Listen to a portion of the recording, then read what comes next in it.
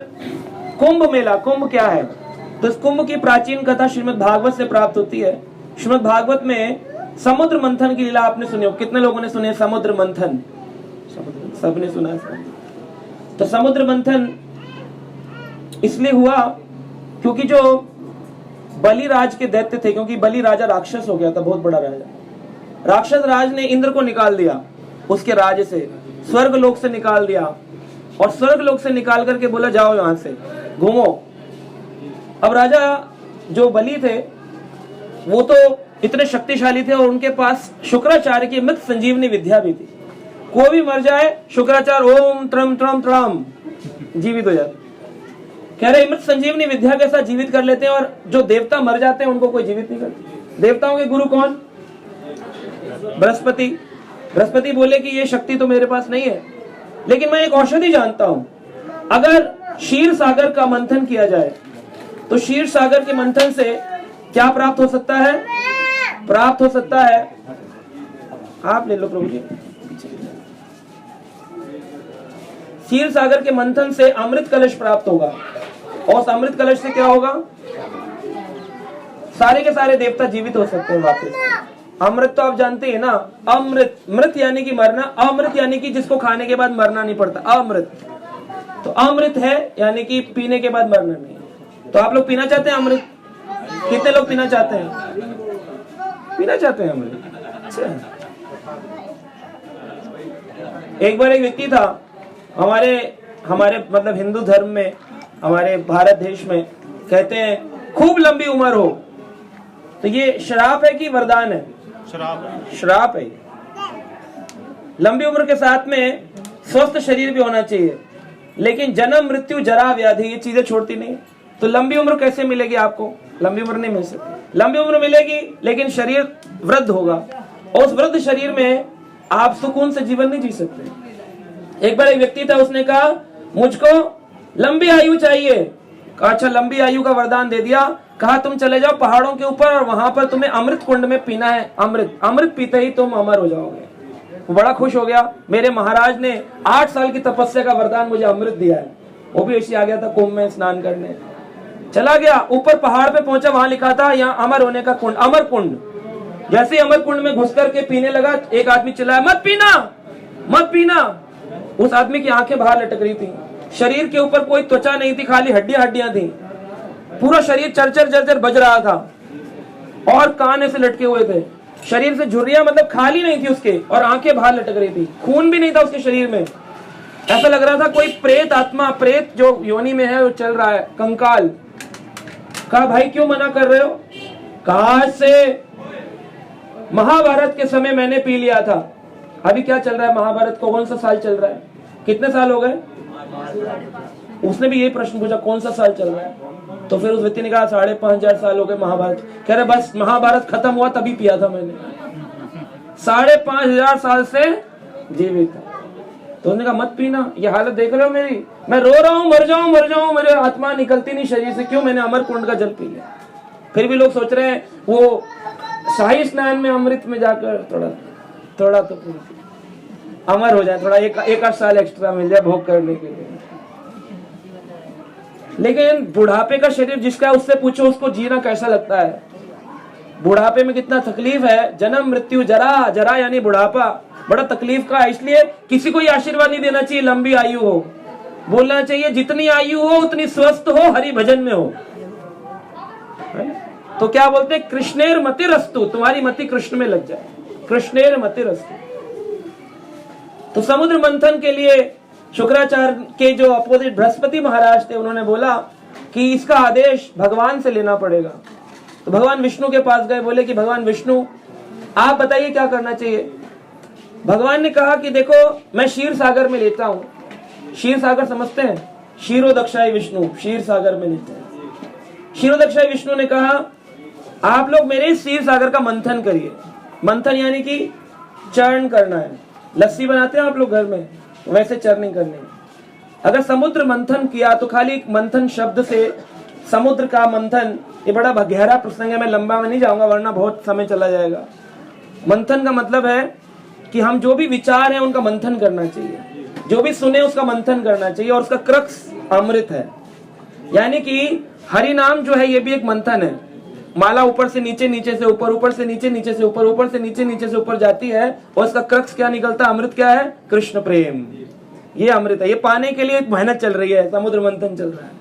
और समुद्र क्या है? समुद्र क्या है? ये हमारा जो मन है, ये अंदर समुद्र है।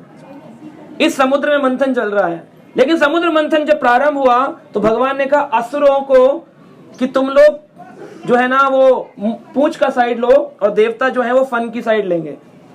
तो देवता बोले प्रभु अगर फन के ऊपर से सांप ने कह दिया लेट्स हैव फन, तो हमें तो जहर आ जाएगा बहुत हमारे ऊपर, हम तो काले हो जाएंगे।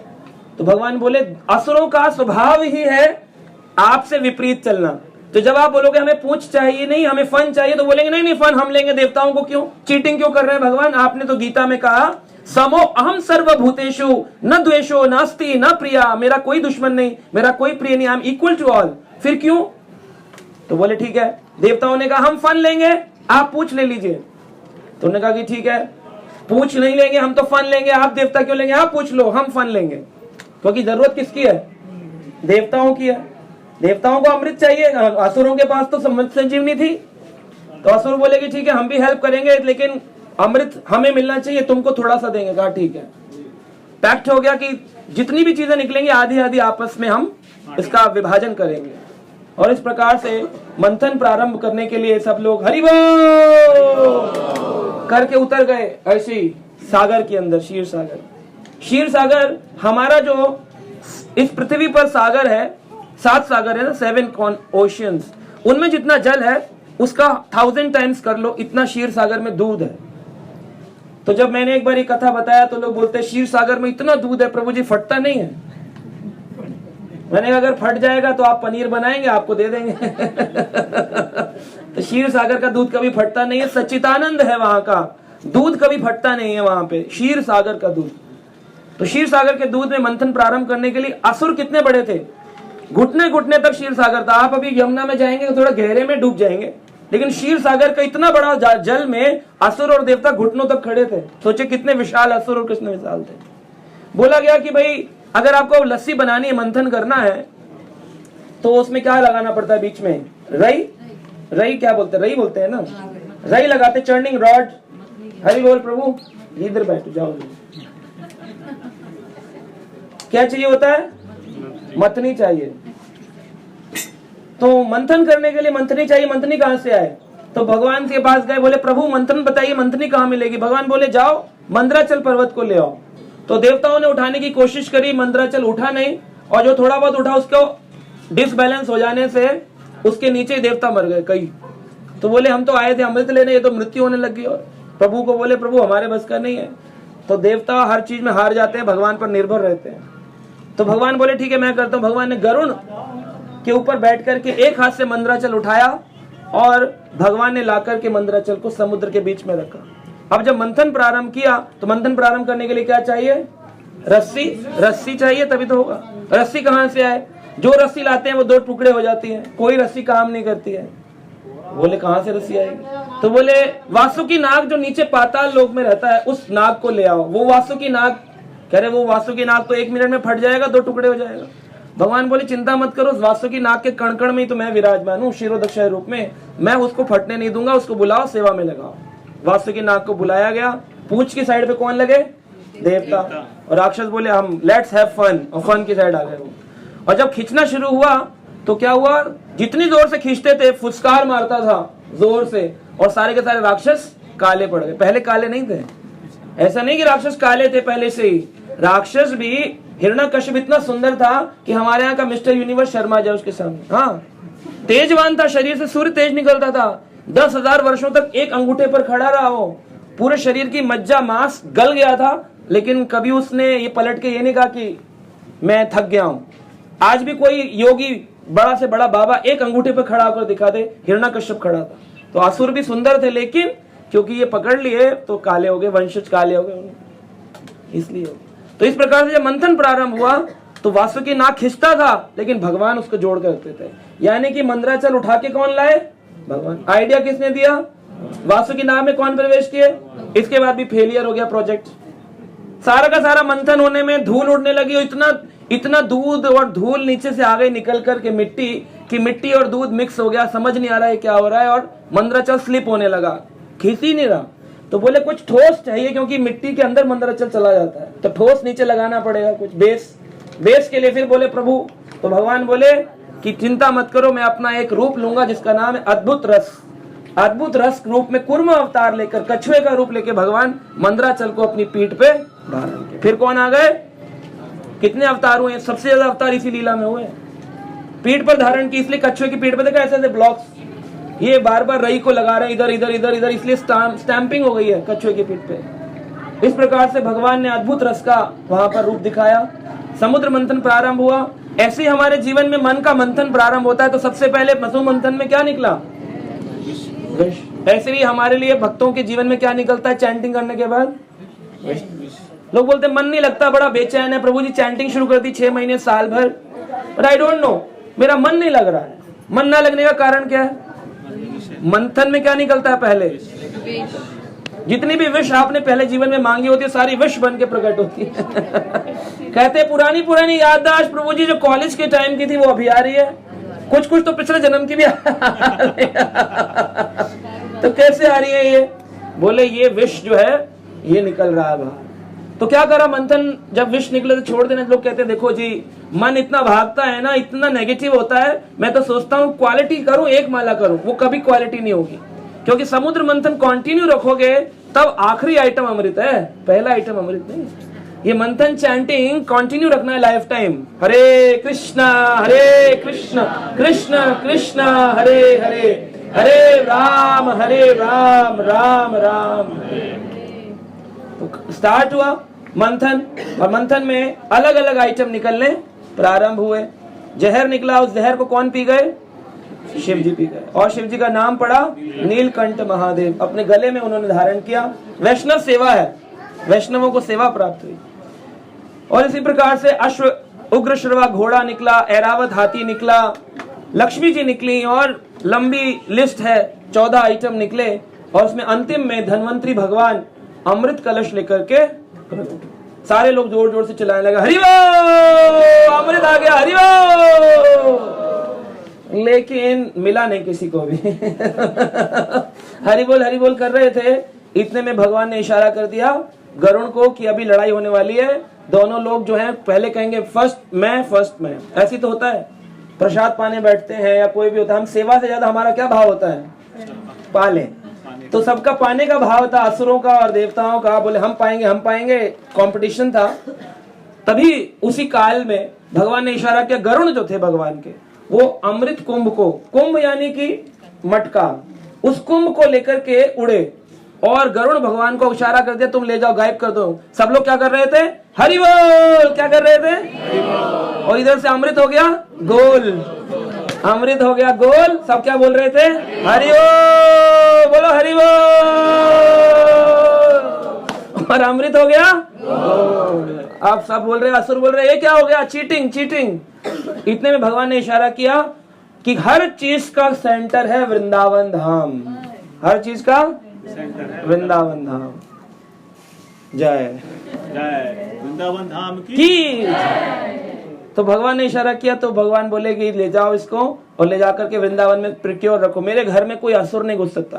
कालिया ने भी एक बार कोशिश करी, तो भगवान ने कहा कि मेरे इस धाम वृंदावन धाम में जो इसमें आ गया वो इससे बाहर नहीं जा सकता, और जो बाहर का वो इसके अंदर नहीं आ सकता। नो एंट्री, गेट लगा हुआ है, ओनली बाई परमिशन एडमिशन।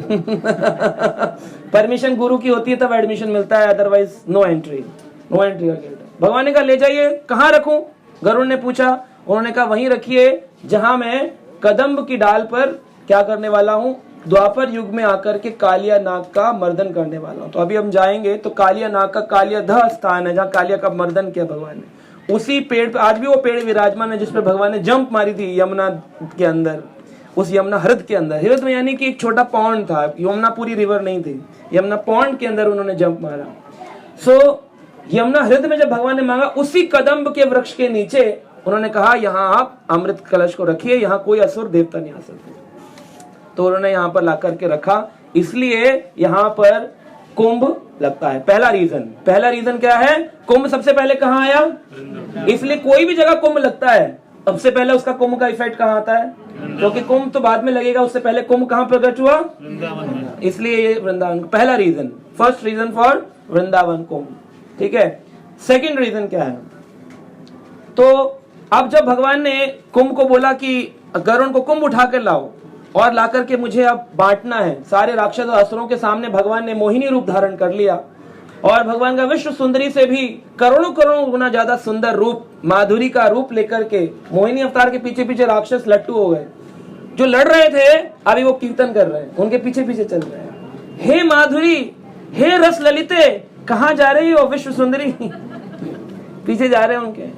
और इतना रूप लावणी से उन्होंने अपना आकर्षित कर लिया। कृष्ण का तो नाम ही है सर्व आकर्षण करता इति कृष्ण, सबको आकर्षित कर लेते हैं। मोहिनी रूप लेकर के भगवान ने सबको आकर्षित कर लिया, यहाँ तक कि शिवजी भी आकर्षित हो गए थे। शिवजी इस लीला में नहीं थे क्योंकि जहर पीने के बाद इतना ताप आ गया था शरीर में, वो परेशान थे। बोले इतना गर्मी लग रही है, तो सारे देवता वहां पानी गिरा रहे थे, इसलिए आज तक लोग शिवजी के सिर पे जल डालते हैं। बोले इतना गर्मी चढ़ गई थी, तो शिवजी लीला देख नहीं पाए मोहिनी वाली। तो मोहिनी अवतार के बाद में शिवजी ने कहा मुझे प्रभु अपना एक बार मोहिनी रूप दिखाइए। भगवान बोले वो तो तुम नहीं देख पाओगे।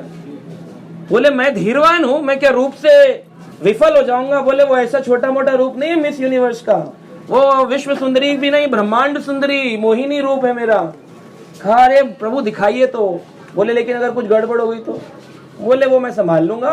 पार्वती बोली मना कर रहे हैं तो क्यों आप उस डायरेक्शन में जा रहे हैं? तो पत्नी कोनी मारी फिर भी नहीं सुने, वो चले गए। और भगवान ने जैसे ही मोहिनी रूप लिया और भगवान गेंद खेलने लग गए, और शिवजी ने पहले तो बोले हाँ दिखाइए और दिखाइए, और परिवर्तन हो गया पूरा उनका। और फिर ऐसे लट्टू हुए कि पीछे पीछे चलते रहे और जाकर के आलिंगन कर लिया। जब पूरा आलिंगन कर लिया भगवान मोहिनी रूप को, तो कहते मोहिनी एक बार आलिंगन कर लो, मोहिनी एक बार। फिर देखा भगवान विष्णु के 4 हाथ, कह रहे 2 हाथ एक्स्ट्रा कहां से आ गए? तो भगवान बोले मैंने तो पहले ही कहा था शिव ये क्या कर रहे हो? इतना गिल्टी हुए। बोले क्या कर डाला? धीरवान के लिए गीता के अंदर शिवजी का उदाहरण दिया कि इतने धीरवान है, कामदेव को भी ध्वस्त कर दिया अपनी तीसरा नेत्र खोल के। वो शिवजी आज मोहिनी रूप के पीछे ललायत हो गए। और इस प्रकार से भगवान शिव ने बोला कि मेरे आपने ऐसा कार्य कर दिया, मेरे भक्तों के बीच में मेरा उपहास होगा। तो बोले नहीं, तुम्हारा उपहास नहीं होगा, चिंता मत करो, ये सब मेरी ही योग माया थी। ऐसा नहीं था कि तुम विफल हो गए, मैं चाहता था कि तुम विफल हो। यानी कि कृष्ण चाहते हैं तो हमारा कुछ भी कंट्रोल हो सकता है, कृष्ण नहीं चाहते तो हमारा कुछ भी कंट्रोल। लोग बोलते हैं मन कैसे कंट्रोल होगा? Mind control seminar. मन कैसे कंट्रोल होगा? कृष्ण कहते हैं इंद्रियाणाम मनश्च अस्मि, इंद्रियों में मैं मन हूं। तो फिर कौन कंट्रोल करेगा? तो छोड़ दो उनके ऊपर, सब कुछ उन पर निर्भर कर दो, अपने आप सब कंट्रोल। कोई बच्चा कंट्रोल करने चल देता है, कोई इंद्रिय कंट्रोल करने चल देता है, कोई संसार को कंट्रोल करने चलता है। कौन कंट्रोलर है? कृष्ण। छोड़ो उनके ऊपर। छोड़ते क्यों नहीं? पकड़ के रखा हुआ है हमने। तो पकड़ के रखने के कारण ही संसार में बंधन है। बंदर को कैसे पकड़ा जाता है? कैसे? जाल बिछा के, केला दे के। ना केला दे के बड़ा पकड़ा जाएगा। आपने इतने केले दिए, आज तक पकड़ा बंदर? हाँ, केला दे के। कैसे पकड़ा जाएगा? बोतल के अंदर डाल दो बंदर को, चना डाल दो बोतल में, फिर बोतल फोड़ के खा लेगा। ऐसे याद डाले, बोतल फोड़ के खा लेगा। वो पकड़ के रखेगा। इतना बंदर है, रक्षक हरिदास नहीं। कैसे पकड़ेंगे बंदर को? लालच। क्या लालच? तो प्रभु जी ने कहा आधा सही है प्रभु जी का, कि छोटा सा एक ग्लास चैम्बर बनाते हैं, उस ग्लास चैम्बर में मूंगफली डालते हैं और उसको बंदर को दिखा करके मिट्टी खोद के उसमें गाड़ देते हैं। जब गाड़ दे उसको पता है यहाँ पर खाना है, तो वो देखता है कि कोई नहीं है, तो उसमें अंदर हाथ डालता है, हाथ डालकर मूंगफली पकड़ता है और फिर खींचता है, तो हाथ फंस जाता है उसका। अब उसको क्या करना है बाहर निकालने के लिए? मुट्ठी खोल दे, तो जैसे गया वैसे आ जाएगा, लेकिन वो खोलता नहीं। तो आपको संसार में बंधन किसने बांधा? माया ने बांधा या आपने बांधा है? और मुट्ठी खोलने की तो देर है, फिर स्लिप हो जाएगा, वापस जैसे आए थे वैसे चले। अरे वो लेकिन आप खोलते नहीं, बंधन छूटता नहीं, फिर रोते क्या है? बंधन मुक्त करो प्रभु, बंधन मुक्त करो। तो सारा बंधन हम ही ने पकड़ के रखा है। एक बार छोड़ दो ठाकुर जी के चरणों में, सारा समर्पित कर दो, आप देखोगे आपका जीवन स्मूथ लाइफ हो जाएगी, पूरी life is very very smooth, हाँ, you can live your life happily. इस प्रकार से अमृत कलश जब लिया मोहिनी भगवान ने कहा गरुण से मुझे दो, तो जब गरुण लेकर के आकाश मार्ग से और मोहिनी के पास आ रहे थे तो उस समय उनसे 4 स्थानों पर इस अमृत कलश का छिड़काव हो गया, ओवरफिल्ड था। अब भगवान धन्वंतरी तो बिल्कुल बैलेंस में रहते हैं तो उनका नहीं हिला, लेकिन गरुण इम्बैलेंस थे। तो गरुण जो थे वो डिवोटी हैं, डिवोटी इम्बैलेंस रहता है लेकिन भगवान बैलेंस रहते हैं, तीनों गुणों से परे हैं भगवान। तो 4 स्थानों पर छलक गया। कहां छलका? हरिद्वार, प्रयागराज, उज्जैन, काशी में कहा छलका? अच्छा, उज्जैन और नासिक। नासिक में कौन सी नदी है? गोमती, और नहीं नर्मदा, गोमती है, गोदावरी। नासिक में गोदावरी और उज्जैन में शिप्रा नदी, हरिद्वार में गंगा और प्रयागराज में संगम, 3 नदियों का संगम। तो ये 4 स्थानों पर अमृत कलश के छिड़के गिरे। 12 साल में एक बार महाकुंभ लगता है और हर 3 साल में कुंभ लगता है। 12 साल में महाकुंभ। 12 साल में क्यों लगता है? क्योंकि वो 4 × 3 × 4। हाँ, तो जो देवता होते हैं वो लोगों के एक दिन हमारा 1 वर्ष के बराबर होता है। तो जैसे द्वादशी तिथि आती है, जिस दिन ये लीला हुई वो द्वादशी तिथि देवताओं के हिसाब से हर 12वें दिन आएगी ना, और हमारे यहाँ कितने साल बीत जाएंगे? 12 साल बीत जाएंगे। तो इसलिए द्वादशी तिथि आती है उसी दिन, द्वादशी हमारी एकादशी के बाद द्वादशी आती है। द्वादशी तिथि पे कुंभ का ऊपर मेला होता है और वो कुंभ यहाँ 12 साल में लग जाता है। कुंभ मेला यानी कि आज के दिन अमृत छलका था, ठीक है। तो जो अमृत छलका, लेकिन उससे पहले अमृत कहाँ छलका? वृंदावन में आया। तो वृंदावन में किसी भी जगह अमृत का स्नान होने से पहले वृंदावन के अमृत स्नान की महिमा गाई गई। जैसे इस वर्ष 1 अप्रैल से 30 अप्रैल तक हरिद्वार में कुंभ लगेगा, तो हरिद्वार का 1 से 30 कुंभ है। तो उससे पहले बसंत पंचमी यानी 25 फरवरी से और 25 मार्च यानी कि इस महीने के 25 मार्च तक, ये 1 महीने prior to the original Kumbh of Ganga क्या लगा? वृंदावन। क्योंकि वृंदावन में पहले कुंभ रखा गया, बाद में गरुण के द्वारा चारों जगहों पे छलकाया गया। ये अभी प्रोसीजर चल रहा है। उसके बाद आप जानते हैं मोहिनी रूप में भगवान ने वध किया। किसका वध किया? राहु का वध किया, जो कि 2 भाग में गर्दन कट गई, राहु और केतु के रूप में। दूसरी चीज, पहला कारण तो हमने ये सुन लिया। दूसरी चीज है कि जो वृंदावन का कुंभ है, वृंदावन से भगवान, मैंने कहा कभी किसी को बाहर जाने देते नहीं और किसी को अंदर आने देते नहीं। तो एक बार नंद बाबा ने कहा कि भाई हम जाना चाहते हैं कुंभ स्नान के लिए। कहाँ? इलाहाबाद। तो कृष्ण ने कहा इलाहाबाद जाएंगे बाबा, सारे दुनिया के तीर्थ तो वृंदावन धाम में। वृंदावन धाम तो मेरा अपना निजी घर है और मेरे घर में सब कुछ है। बाबा केदारनाथ, बद्रीनाथ, गोदावरी, गंगा, कावेरी सब तो यहाँ पर है। रामेश्वरम तीर्थ, व्रजमंडल के 84 कोस में आपको सारे तीर्थ मिल जाएंगे। ऐसा कोई तीर्थ नहीं जिसके लिए आपको वृंदावन छोड़ के जाना पड़े। तो जो कुंभ में जाना चाह रहे बाबा, तो उनके लिए कुंभ कहाँ लाना पड़ेगा? वृंदावन लाना पड़ेगा। तो इलाहाबाद में कुंभ लगने वाला था, जैसे अभी हरिद्वार में लगने वाला है, उससे कुछ ही दिन पहले कृष्ण ने कहा ठीक है बाबा, आप नहीं मानते तो जाइए, आप छोटे बालक की बात तो मानेंगे नहीं।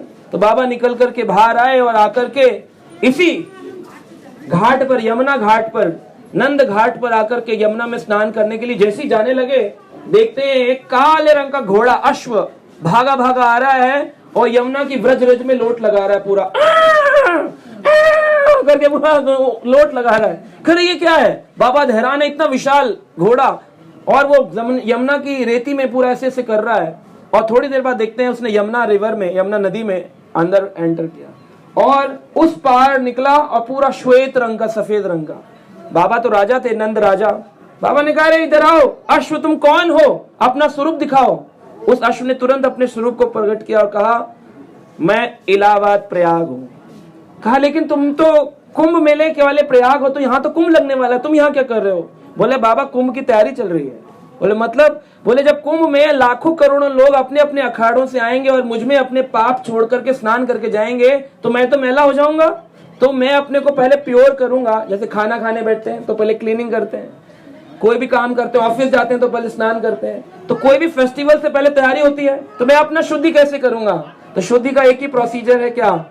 मैं आता हूँ वृंदावन की रज में लोट लगाता हूँ। वृंदावन की रज सभी तीर्थों को पवित्र कर सकती है। यहाँ का यमुना स्नान सबको अति पावन पवित्र कर सकता है। इसलिए इलाहाबाद, प्रयाग, हरिद्वार, उज्जैन और नासिक सारे के सारे तीर्थ अपने अपने कुंभ से पहले वृंदावन में स्नान करने आते हैं। हरि ओम।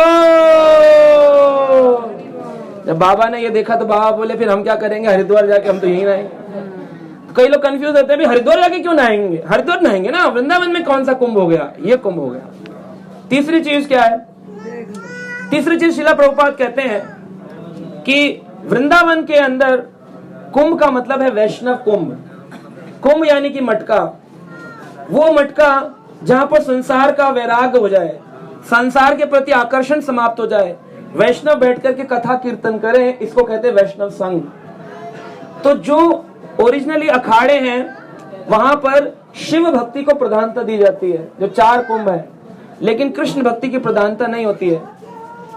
और कृष्ण भक्ति की प्रधानता करने के लिए वैष्णव समाज को पूरे समाज में प्रतिस्थापित करने के लिए वैष्णव समाज को, वृंदावन के कुंभ की महिमा है कि यहाँ वृंदावन में वैष्णव समाज प्रतिस्थापित होता है। वरना और जगहों पर आप देखेंगे कि नागा साधु मतलब शिव उपासक या निराकार, उन लोगों का ज्यादा बोलबाला होता है। लेकिन जो वैष्णव कुंभ है वृंदावन का, यहाँ कौन होते हैं? सारे वैष्णव होते हैं। यहाँ वैष्णव प्रधान होता है। इसलिए वैष्णवों की महिमा गान के लिए तीसरा कारण है वृंदावन का कुंभ हो जाना।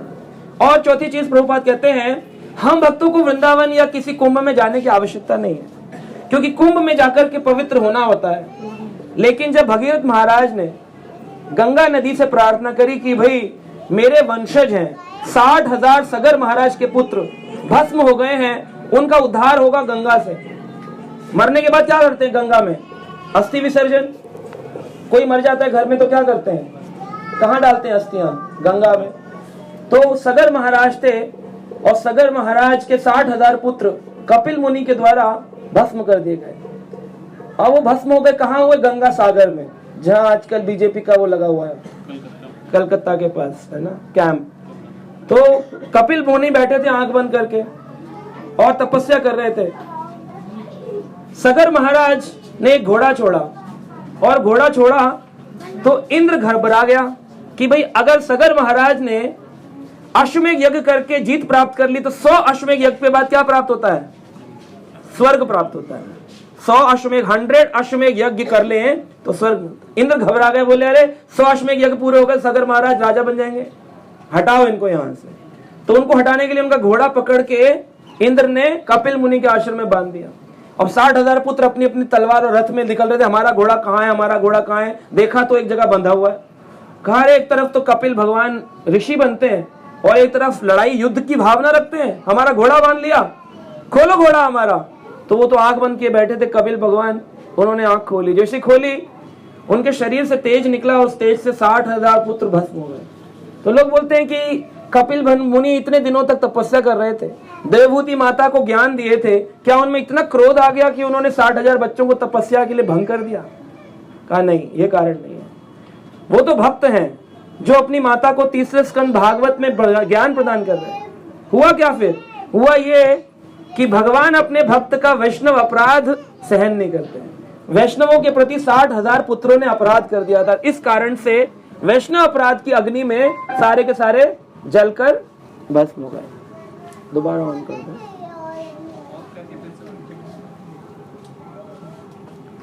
हरे कृष्णा हरे कृष्णा हरे कृष्णा। मोड का बटन।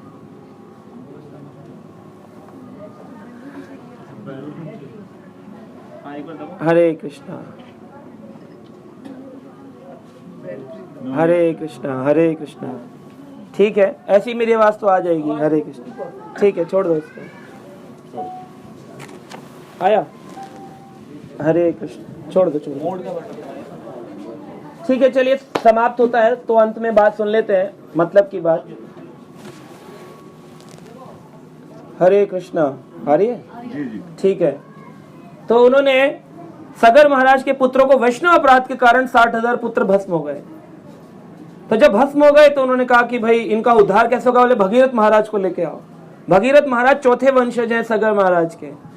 एक ने किया, दूसरे ने किया, तीसरे ने, सबने प्रयास किया, लेकिन गंगा नदी नहीं है तो गंगा के बिना कैसे पवित्र हूं, वहीं भस्म पड़ी रही। लेकिन भगीरथ महाराज आए तो उन्होंने कहा मेरे पूर्वजों का पितृकर्म बनता है कि उनकी अस्थि विसर्जन करनी है, तो गंगा आनी चाहिए। गंगा बहती थी ऊपर के लोक में, करण सागर में। तो उन्होंने प्रार्थना करी तो गंगा जी बोली मैं आने को तैयार हूं, लेकिन मेरे वेग को कौन संभालेगा।